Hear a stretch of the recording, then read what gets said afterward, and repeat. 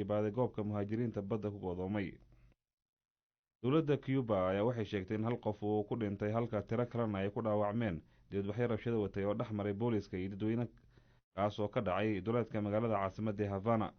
waana dhimashadii ugu horreysay ee la xaqiijiyey tan iyo markii dibadbaxyada ay xaddii ka bilaabmeen Cuba, kuwaas oo lagu codsanayo in wax looga bedelo siyaasadda dalkaasi.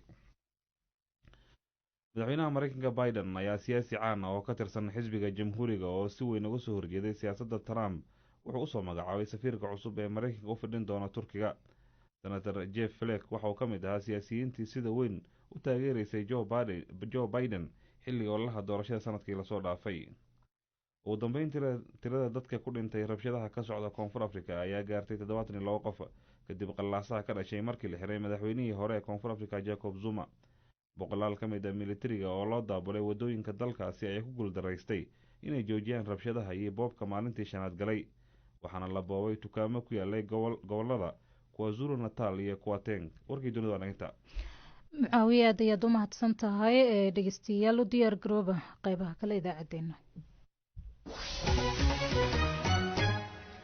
sidii aad warkeenaba ku maqlayseen khasaaraha dhimashada ee ay sababeen rabshadaha ka socda qaybo ka mid ah Koonfur Afrika ayaa gaartay 72. rabshadahaasi ayaa ka dhashay kadib markii xabsiga loo taxaabay madaxweynihii hore ee dalkaasi Jacob Zuma. dadka dhintay waxaa ku jira 10 qof oo isbuurasho ku dhintay xilli habeenkii Isniintii uu boob ka socda xarun laga dukaamaysto oo ku taala deegaanka Soweto. militariga ayaa haatan lagu daadguriyay wadooyinka si ay u caawiyaan booliiska. dhanka kale dowladda Soomaaliya ayaa warsaxaafadeed ay soo saartay waxay walaac ka muujisay qulqulatooyinkaasi saameynta ku yeeshay Soomaalida ku nool dalkaasi oo tirada ku dhimatay la sheegay inay gaarayaan 4 qof halka kuwa kalena ay ku dhaawacmeen, iyadoo ugu baaqday dowladda Koonfur Afrika inay wax ka qabato arrintan. wararkii ugu dambeeyay xaaladda dalkaas waxaanu ka wareysanay Axmed Xasan Barre oo ah ganacsade Soomaali ah oo ku nool magaalada Durban ee gobolka KwaZulu Natal. qadka telefoonka ayuuna igu waramay.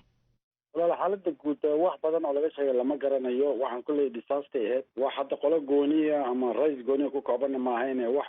national disaster ahayd waxay ku bilaabataba. laakiin qolo kastaba qof kastaba de asaga inta qusaysay ka qusaysay. naga Soomaali ahaan waa alxamdulilah waan fiicana waa caafimaad qabnaa bilaa lama sheegto. laakiin de wixii boobka dhinacayna naga gaaray oo dad kala dhacaan ka mid noqonay dhimashada ilaa 4 qof aan ognahay hadda waa gobolkan aan ka deganay KwaZulu Natal wadanka oo dhan ma waan gartay dhanka hantida ka waran ee ganacsatada Soomaalida ah ee iyagu dhibaatada soo gaartay. ganacsatada Soomaalida waa ku dhacmeen. Soomaalida markii horeba de township-kay deganayeen. township-kana meelaha laga soo bilaabay noqotay. marka dad aad u yar oo kolleyda alaabta ka soo rartay meesha mooye waxaan dhihi karnaa 80% waa laga boobay dukaamada dadka. adiga waxaad ka mid tahay dadka u dhaqdhaqaaqa jaaliyadda Soomaalida ee gobolkaasi KwaZulu Natal. maxaa idin qorshaysan haatan? walaal wax noo qorshaysan wixii wixii ilaahay nala kulmiya baa noo qorshaysan. anigu hadda ma ahan wax aan bedeli karno ma jiraan. waayadii hore wax xenophobia la yidhaha iyo ahayd raisay ahayd ama foreign-ka la rabaha la dhihi jiray. laakiin this is extraordinary way waa wax ka gedisan wixii oo dhan ayaa dhacay. laakiin qof kasta inta ka soo gaartaa ku filan. marka ma sheegi karno anaga hadda aan ku yidhahdo waxaasan samaynayna ma garanayo. dowladda xalay waxay sheegtay in militariga la geeyo goobaha ay rabshadaha ka dhaceen. marka ma jiraan ciidamo militari ah oo indhahaadu ay qabteen maxaase tallaabooyin ah oo ay qaadayaan? walaale wax aan ku yidhahdo military kule anigu magaalada aan deganahay 2 baabuur oo military oo nala socoto waa u jeeday. laakiin wax military ama ciidan ama law and order la soo celiya ma jiraan. everything waa sidii ay habeen hore ahayd. laakiin waxaa u malaysaa dadka xoogaa sidii hore markii wixii ay boobi lahayn ay boobeen. arrintii sidii uga degan tahay moodaa. laakiin ma hayno wax ciidan armiga afkan baan ka maqalnaa ama iyagoo socdaan meel arkaysaa. laakiin dad law and order soo celinaya oo owl haya maanan arag. waxaa jira warar sheegaya in ganacsato badan oo Soomaali ah ay ku xayiran yihiin guryahooda oo ay leeyihiin xitaa banaanka uma bixi karno oo cunto aan markaasi cunno xitaa ma doonan karno. bal arrintaa ka waran. ma jirto cid shakhsiyad u socotay ma jirto. waan ku xiranahay waayo. laakiin maciishada markay tiraa meel wax laga gataba male. taasi waa true. qofku meel wax ka iibsada male. dukaan furan male. meel aad wax u doonata male. qof kasta wixii uu haystay waa marka guriga u yimid waa macquul laakiin meel hadda inta dukaan laga soo adeegto ma jiro oo maanta loo baxo laakiin personally shakhsiyad cid haysatay hadda guri uu gashay ma ogin. maxaa rajo ah marka oo aad haatan leedihiin sida in ganacsiyadii dib loo furo amaba xaaladdu ay isbedesho maxaa ifafaalo ah oo ku muuqda? walaal ifafaaladu wallahi ma sahlana waxaan wax iska dhaca maahan oo wax ma over the night dhacay maahan waxaan waa political conspiracy way siyaasada ku lug leh siyaasado isdiidan oo yani xisbiga dalka ka taliya dhexdiisa ah ka jira meesha waa marka ma sheegi karno buucan bal ha dhamaado markaas ayaa wax la qiimeyn karaa mooy hadda waxaan qiimeyn karna male. kaasina waxa uu ahaa axmed xasan barre oo ganacsada soomaaliya oo ku sugan magaalada Durban ee gobolka KwaZulu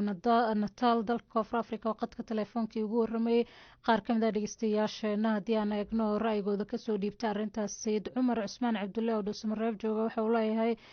uu leeyahay waan ka xumahay arrintaasi waxaana ugu baaqayaa ganacsada Soomaalida Koonfur Afrika inay iskaashadaan si hantidooda ay u difaacdaan maadaama ay yiri aysan jirin dawlad hantidooda u difaacaysa. dhageystaan kale waa Xamdi Muuse Saalax oo joogta Baran waxa ay tiri waan ka xumahay dilka iyo dhaca Soomaalida markaasi loo geysanayo waana wax markaasi markasta dhaca dawladda Koonfur Afrika waxaad moodaa ay tiri inay ka gaabisay inay ilaaliso dadka jaanibta ay dalkeeda ku nool. وهاجا aad ayay u mahadsan yihiin haatana bajaajlayaal ee doonaya inay helaan taarikada bajaajta oo markaasi ku nool magaalada Jigjiga ee dowladda deegaanka Soomaalida ee dalka Itoobiya ayaa muddo bilooyin waxa ay hortuban yihiin xafiiska gaadiidka ee deegaanka Soomaalida kuwaas oo laga qaaday lacagii dakhliga ahaa iyagoo mooto bajaajtan ay Jigjiga ka tahay gaadiidka dadweynaha ee loogu adeegsiga badan yahay dadka adeegsada gaadiidkan ayaa qaarkood danyar ah waxa ay sheegayaan in noloshooda ay ka raadsan jireen waana kuwan qaarkood oo BBC-da la hadlay.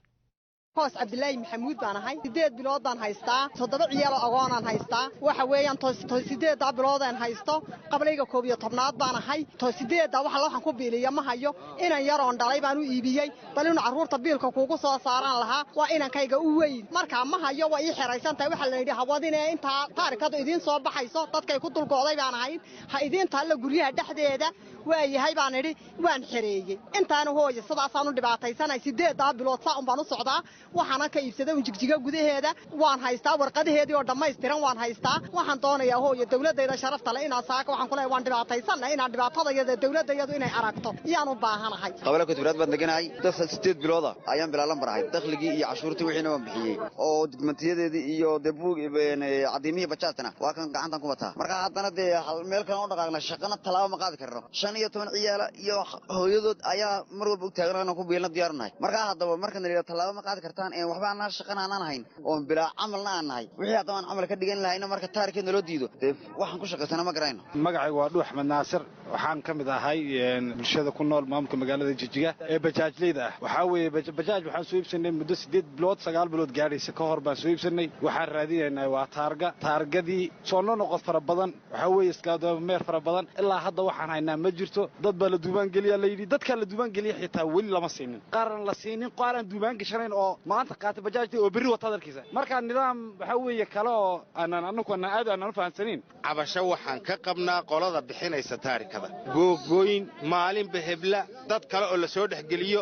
maalintii hore waxa noogu dhaarteen inaanan ruux dambe ka qabanaynin warqada dakhliga imikana 300 baa la sheegayaa 300 oo kale oo cusub dadku waa kale lacag roon yihiin dad baa markay maqleen canshuur baa la bixinayaa 20 soo iibsaday dadna waa masaakiin xabadaaba yaa Allah iyo tubaad ku iibsaday oo geedo ka dulbaxeen anugu 7 bilood baa maasha gacanta ku haya ma aan ogeyn canshuurta la joojiyay lacagta haddaan ku shaqaysanayo layga siiyay waxba ay soo saari lahayd kala ma ku khasaareen laakiin maanta waa ku khasaarsanahay anaga magacayga Waris Xasan Masal yiraaha waxa weeyaan caruur baan u iibinay inay nagu ankuna maan weelino waxaan ku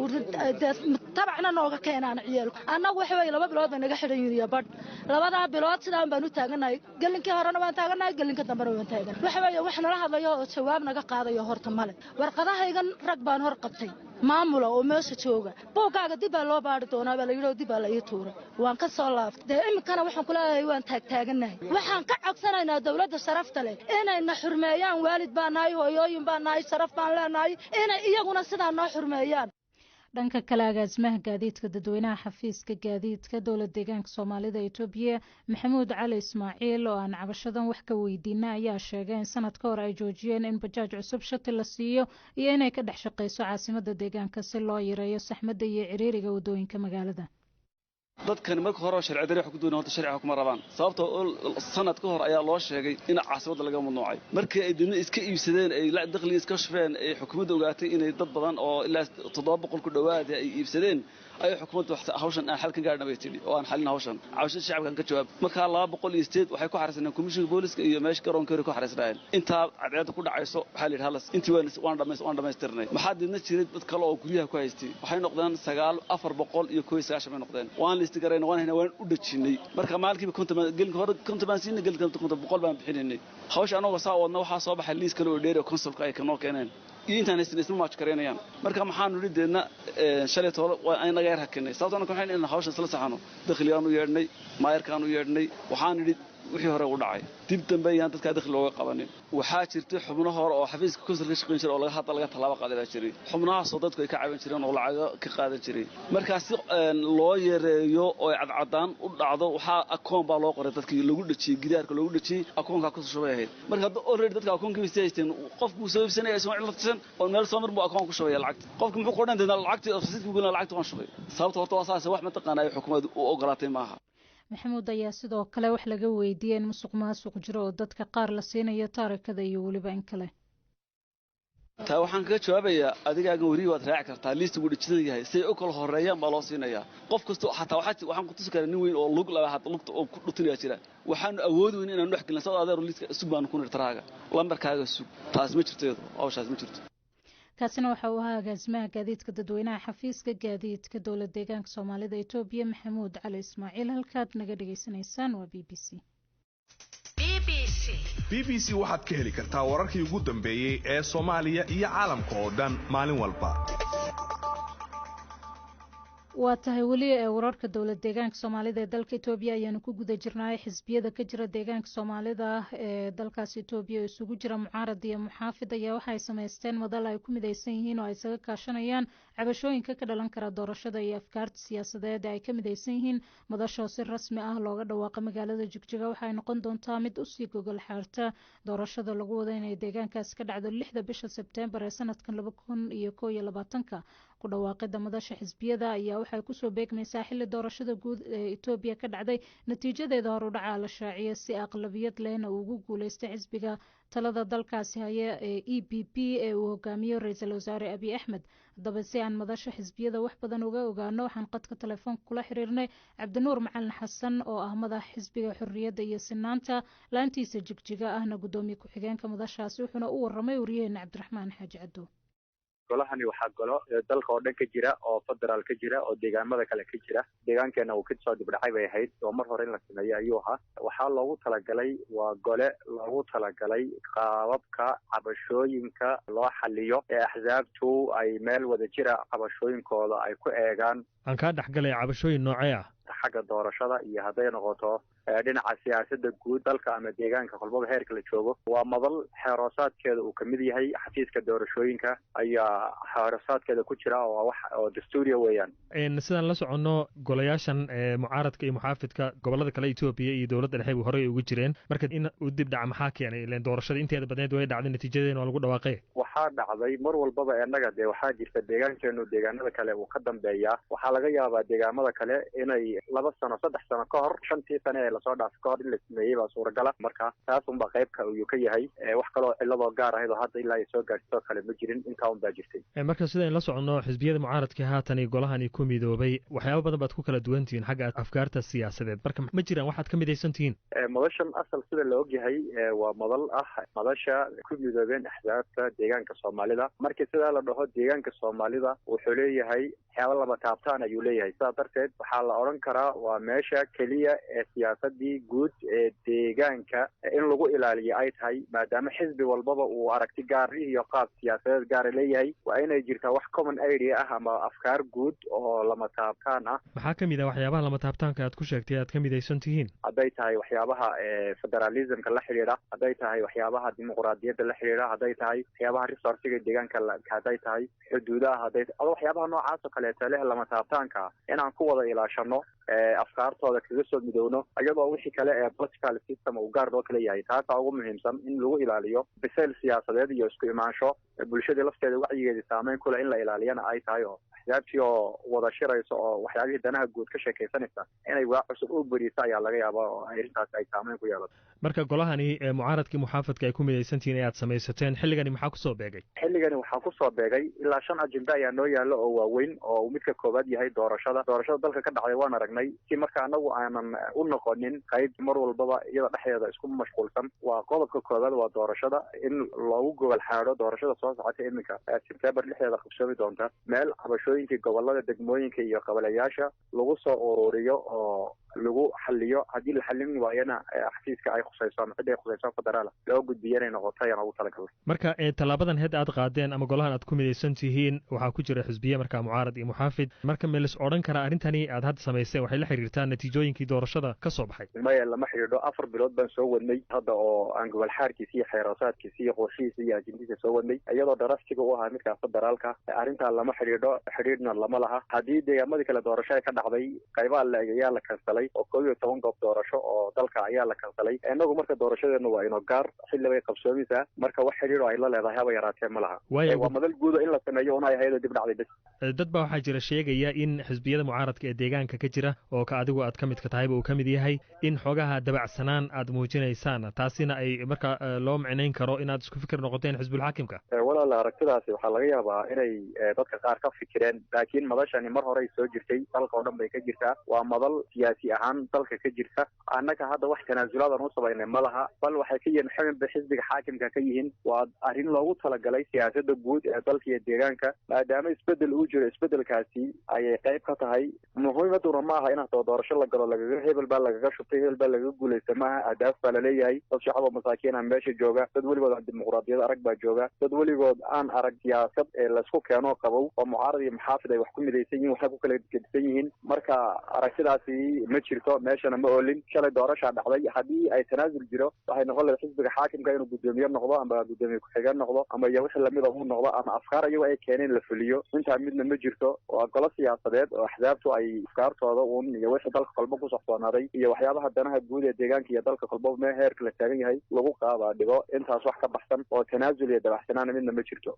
kaasina waxa uu ahaa cabdinuur macalin xasan oo ah madasha xisbiga xorriyadda iyo sinaanta laantiisa jigjiga ee ahna gudoomiye ku-xigeenka madashaas wuxuuna u warramaya cabdiraxmaan xaaji cadow haatanna puntland magaalada garowe ee maamul goboleedkaasi puntland waxaa lagu soo bandhigay cilmi baaris cusub oo lagu ogaaday magaalooyin qarniyo hore jiri jira oo halkaasi ku yaala 3 magaalo oo qarniyo ka hor jira ayaa laga hela gobolka nugaal kuwaasoo loogu kala magacaabo xundhurgaal xabgaal iyo weliba xananle cilmi baaristan ayaa waxaa sameeyey aqoon-yahan siciid shiidaad xuseen wuxuuna u warramay wariye axmed cawil jaaman haddii ay tahay markii ugu horreysay wixii aan ka ogaaday magaalooyinkan cilmi baaristu ku saabsan tahay waxay ahayd waxaan ogaa magaalada al-idriis uu ku magacaabay badda 1150 abaaraha oo tilmaantii dhacday bartamaha waqooyi ee nugaal taasay ahayd wax ugu horreeyay oo aan ogaaday kabacdina 2014 baan waxaan ogaaday magaalo garowe waqooyi bari ka xigta ilaa 60 kilomitir kabacdina saas isu furfuran magaalooyinka kale oo garowe ku hareereysan iyo kuwa nugaal ku hareereysan iyo daraasadda oo aan ku ballaariyay magaalooyinka burbursan oo noocaas oo 4 qarni ka hor jiray oo dhulka Soomaaliyeed oo dhan ku baahsan ayaa sidaas ku baaray waaya marka daraasaadkan imise ayuu ku qaatay inaad ku ogaato waqtigaasaan bilaabay masalan magaaladaas markaan ogaaday 2014 7 bilood ka bacdi ayaan goobta booqday markaan booqday ayaa bacdi waxaan ogaaday magaalooyinka kale iyagana waxaan bilaabay inaan booqdo baaritaanku intaa waa socday sababtoo ah baaritaanku wuxuu u baahan yahay in goobaha la tago in la soo qoobiyo oo loo fiirsado in haddana maraajicda arrintan loo kaashan karo oo waddanka oo dhan ku saabsan la sameeyo marka waxaan odhan karaa ilaa 2014 waa waday daraasadda tuhno aad ka duulaysa baa jira maadaama aad sheegtay sheegtay inaad ay kugu dhalatay inaad samaysid daraasaad ku saabsan magaalooyinkan. tuunka haa xogta hadda magaalada way jirto magaaladaas ku sheegayo waxaan ogaaday iyada 1998 markasta way ugu taagnayd sababtoo ah waxay tahay magaalada kaliya ee lagu meeleeyay dhulweynaha Soomaaliyeed oo aan xeebta ahayn marka magaaladaas laakiin isma aanan lahayn burburkeeda maalin baad dul istaagi doontaa inkastoo aan hubin hadda magaalooyinkan mid kamid ah inay tahay laakiin aad iyo aad bay ugu badan tahay magaalada waqooyiga ugu xigta oo Xundurgaal oo harada u dhow haradaasna waxaa laga yaabaa inuu macnaynayo sababta magaalada badda loogu baxshay baddana al-Idriisi ka soko waxaa ku magacaabay isagana Ibn Saciid isaguna ahaa qarnigii 13aad oo hal qarni ka dambeeyay marka tuunka jira wuxuu yahay horeyba waa loo ogaa magaalooyin burbursan inay ka jiraan nugaal mesela magaalada God Aalo u dhow meesha God Aalo la yiraahdo ku taal tuulada oo Madiina lagu magacaabayada iyo magaalooyin badan oo awdal ka jiray magaalooyin kale oo dhow ka jiray iyaguna tog dheer bari Hargeysa agagaarkeeda waxaas oo dhan waxba laga ogaa laakiin daraasadoodu ma dhameystirno wali way socotaa marka arrimahaas jiray magaalooyinkan saddexda oo hadda daraasadaada aad ku soo qaadatay xagee ku yaalin magaalada Xundurgaal oo markii ugu horeysay aan ogaaday waxay 60 kiiloomitir bay waxay ka jirtaa waqooyi bari magaalada Garowe magaalada hadda Cuun la yiraahdo oo harada loogu magac daray ayay u dhowdahay labada magaalo kale magaalada kama foga oo waxay ka jiraan dhinaca bariga dooxada Labadule la yiraahdo dhinaceeda waqooyi ayay ku yaaleen laakiin saddexdan magaalo magacyadooda soo ku heshay oo aad ku ogaatay in magacyadaas la oran jiray magacyadii dhabtaha oo la oran jiray lama heli karo oo waqti dhowr qarni baa ka soo wareegtay laakiin waa goobaha ugu dhow meeshan hadda magaalada waqooyi ay ku taalo Xundurgaal buurta asalkeeda ay ku taalo Xundurgaal baa la yiraahdaa kaasina waxa waa aqoon-yahan Saciid Shidaad Xuseen wuxuuna u warramay wariye Axmed Cawil Jaamac isla wararka Puntland ayaanu ku guda jirnay waxa walaac laga muujinayaa duurjoogta markaas si aan xadka lahayn loo ugaarsanayo dhowaana Puntland waxaa xukunno ay ku riday dad la sheegay inay laayeen tiro badan oo sagaara ah taasoo baraha bulshada lagu soo bandhigay isla markaana siyaabo kala duwan ay dadku uga falceliyeen Axmed Cawil Jaamac ayaa warbixintan Garowe ka soo diray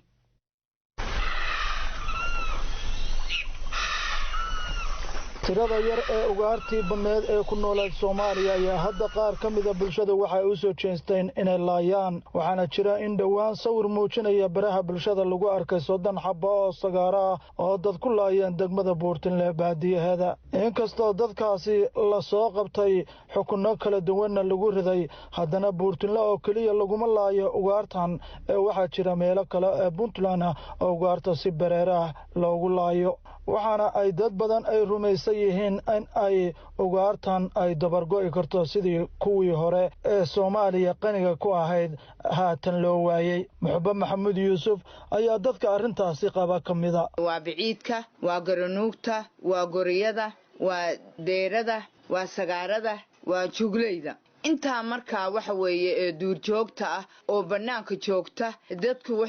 way qalan jireen waana ugaarsan jireen haddii qalan jireen oo ugaarsan jireen waagii dawladii dhexe lama taaban jirin laakiinse haddeer dadkii waxay ka dhigteen xoolay ka dhigteen waana ugaarsanayaan hadda waxaan laakiinse u sheegayaa dadka duurjoogta doonanaya oo 24 saac dilaya ama cunaya waxaan leeyahay duurjoogtu bilic weeye waana qurux badan tahay dadka waxaan u sheegayaa in duurjoogta aan la taaban arrintan dhawaan ka dhacday magaalada Buurtinle ciidamada ammaanka ayaa gacanta ku soo dhigay dadkii falkaasi geystay maxkamad ayaa la soo hortaagay xukunno ayaa ku dhacay waxaana arrintaasi BBC-da u sheegay xeeralyaha guud ee Puntland Maxamuud Xasan oo Cismaan waxaana lagu helay lagu xukumay deymahoodii iyaga qiraal lahaa wixii cadeymaha looga duubay iyo maxaan ku yiraahdaa sawirkii sagaaradii ay soo meesha lagu soo bandhigay intaasba waxay hayeen waa cadaan ah bay hayeen mid kale dawladdu sharci bay soo saartay 2017 ayaa la soo saaray sharcigaas wuxuu maray golayaasha dawladda waajibaadkiisa iyo kulli ku ay ku qoran yihiin ilaalinta deegaanka duurjoogta marka sharcigaas waa sharci jira weeye dadka xirfadahaas ka shaqeysta oo xirfada sagaarada ku shaqeysta iyo waxaas maxaan ku radan yartaa tanu ma ahayn mid xirfad ah ma ahayn waxay ahayd shariifay ahayd qofka isku keenay 34 sagaaro oo sidii macrad baawur lagu iibinayo meel soo dhoobay ma ahayn xirfad lagu shaqeysto sagaarada iyo wax kan ama ugaarta wax iska tuugaalaysiya oo la isaga ugaarsan jiray waa jiraan laakiin tan way ka baxday xuduudii tuugaalaysiga ahayd oo dadkaas aad sheegtay ay isticmaali jireen way ka badan tahay waxayna gaaraysay tiro aad u tiro badan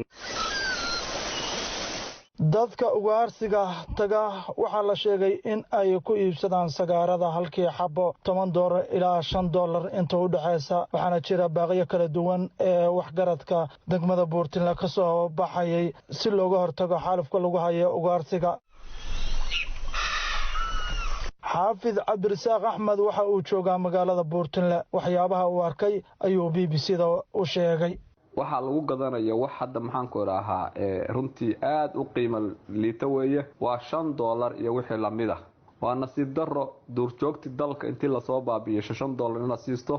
uusan qofku macaa baahi weyn oo haatan u qabta hadduu qofku baahi u qabo dee xaba sagaaraabu gadan lahaa ama soo qabsan lahaa cuni lahaa laakiin inuu maanta duurjoogtii Puntland ama khaasatan gobolka Nugaal ama khaasatan degmada Buurtinle oo 50 xaba laayo dee waa xasuuq aan runtii la aqbali karin. in la ilaasho ugaarta iyo weliba deegaanka waxaa jira xeerar kala duwan oo wasaaradda deegaanka Puntland ay soo saartay waxaana mararka qaarkood lagu arkaa meelaha kala duwan ee Puntland waxay gelin wasaaradda deegaanka ee Puntland ay sameynayso. Cabdinuur agaasimaha guud ee wasaaradda deegaanka ee Puntland waxaan weydiiyay waxyaabaha ay ka qabteen tan iyo markii qayladhaanta arrintan ay soo dhacday. sagaarooyin gaaraya 30 iyo ziyaado iyo garanuug oo aad ku aragteen social media ayaa nimankaas xasuuqeen